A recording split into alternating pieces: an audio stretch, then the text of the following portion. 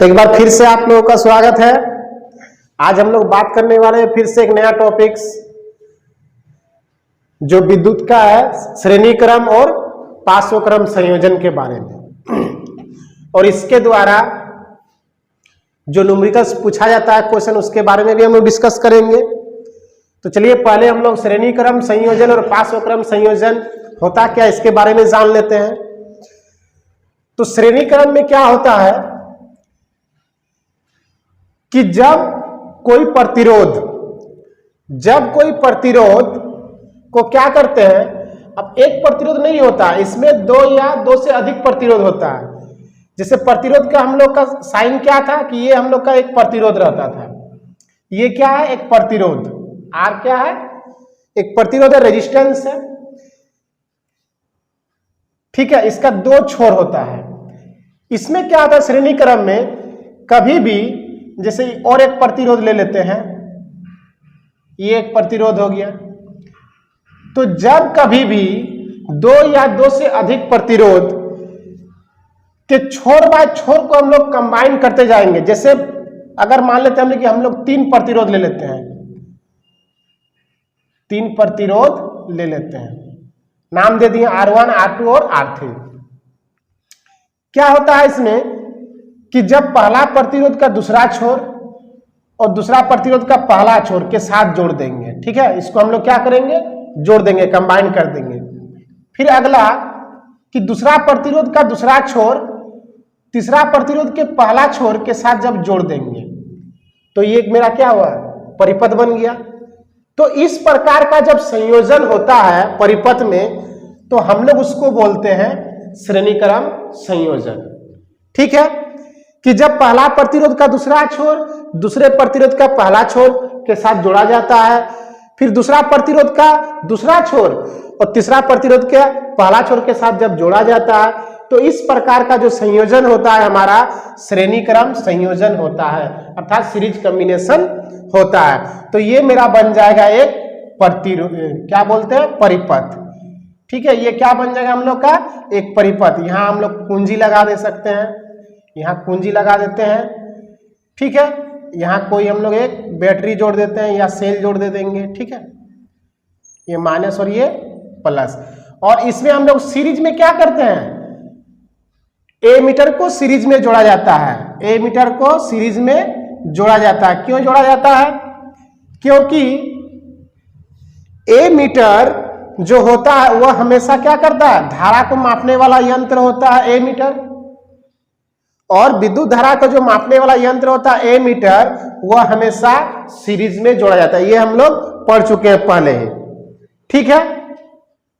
और ये जो क्या बोलते हैं वोल्ट मीटर होता है, वह हमेशा क्या होता है, पैरेलल में जोड़ा जाता है। वोल्ट मीटर क्या होता है, हमेशा पैरेलल में जोड़ा जाता है, पैरेलल में जोड़ा जाता है, ठीक है। क्योंकि विभवांतर को मापने वाले यंत्र को हम लोग क्या बोलते हैं, वोल्ट मीटर। तो इस प्रकार का हमारा क्या होता है, एक परिपथ बनता है, एक ये क्या बनता है हमारा, एक परिपथ बनता है। और इसको हम लोग क्या बोलते हैं, इसको हम लोग बोलते हैं श्रेणी क्रम संयोजन, ठीक है। अब इसका जो श्रेणी क्रम संयोजन का जो हमारा कुल जो प्रतिरोध होता है, ये श्रेणी क्रम संयोजन में क्या होता है, कुल प्रतिरोध जब होता है तो हम लोग का एक फार्मूला बनता है कि सारा जो है एक दूसरे से जुड़ जाता है, R1 plus R2 plus R3। ये मेरा एक क्या बनता है, फार्मूला बनता है। ये जब सीरीज में जुड़ेंगे तो कोई जरूरी नहीं ये R1 plus R2 plus R3 plus ये चलते जाएगा, जितना हमारा रेजिस्टेंस रहेगा अगर सीरीज में जोड़ा हुआ है तो हमारा एक फार्मूला बनाइए।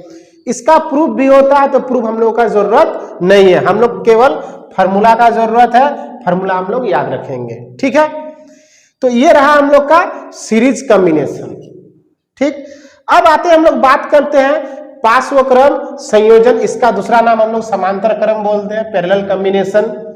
तो इसमें क्या होता है, अगर इसमें भी हम लोग अगर तीन प्रतिरोध ले लेते हैं, इसमें भी अगर हम लोग क्या करते हैं, तीन प्रतिरोध ले लेते हैं, R1, ठीक है, ये R2 और ये R3।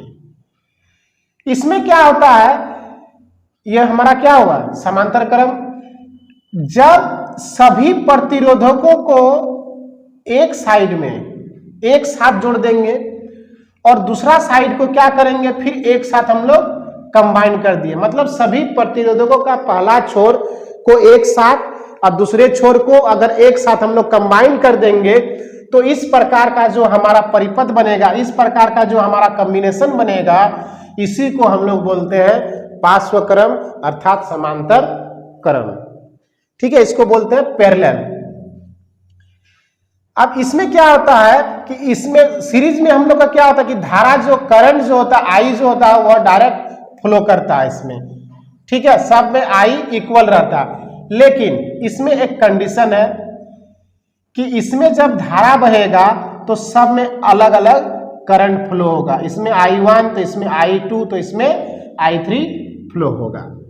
ठीक है, चलिए ये हम लोग का क्या रह गया, एक यहां हम लोग डाल देते हैं बैटरी, एक कुंजी डाल देते हैं, और ये हमारा क्या रह जाएगा, वोल्टमीटर।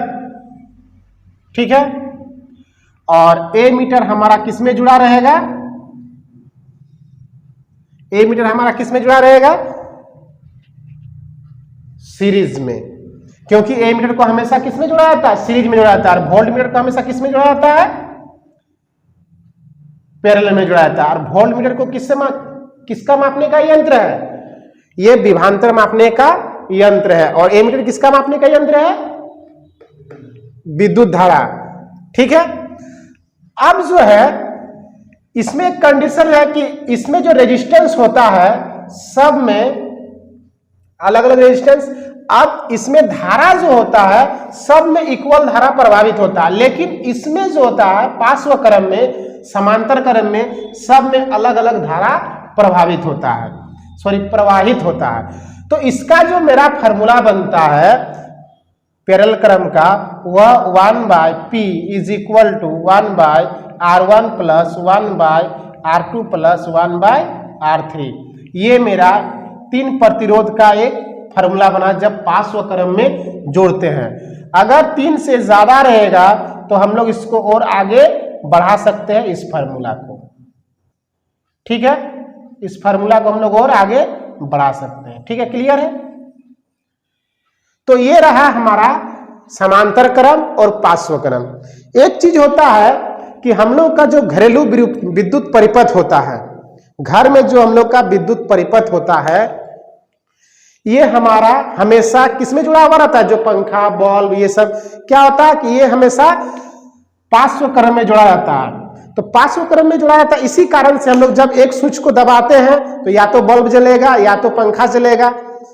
ये हमारा पार्श्व क्रम में जुड़ा हुआ है। जितना घर का विद्युत परिपथ है, ये भी क्वेश्चन में पूछा जाता है कि हमारे जो घरों में विद्युत परिपथ होता है वह किस क्रम में जोड़ा जाता है। तो हमारा जो घरेलू विद्युत परिपथ होता है, चाहे वह बोर्ड हो या कुछ भी हो, तो वह हमेशा पार्श्व क्रम में जोड़ा जाता है।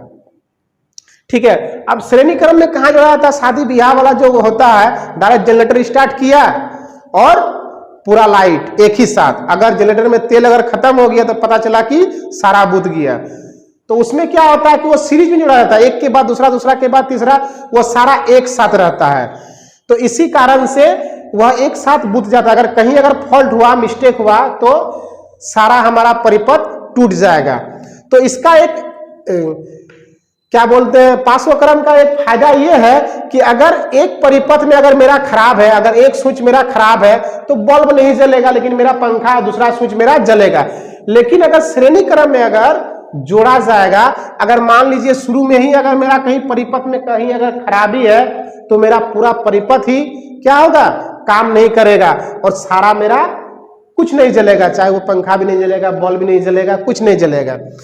जैसे यहाँ बल्ब लगा दिए एक, उसके बाद फिर फैन लगा दिए, फिर यहाँ आगे जोड़ के कुछ लगा दिए, तो अगर मेरा परिपथ यहाँ आगे ही खराब हो जाएगा कुछ, तो ये कुछ नहीं जलेगा।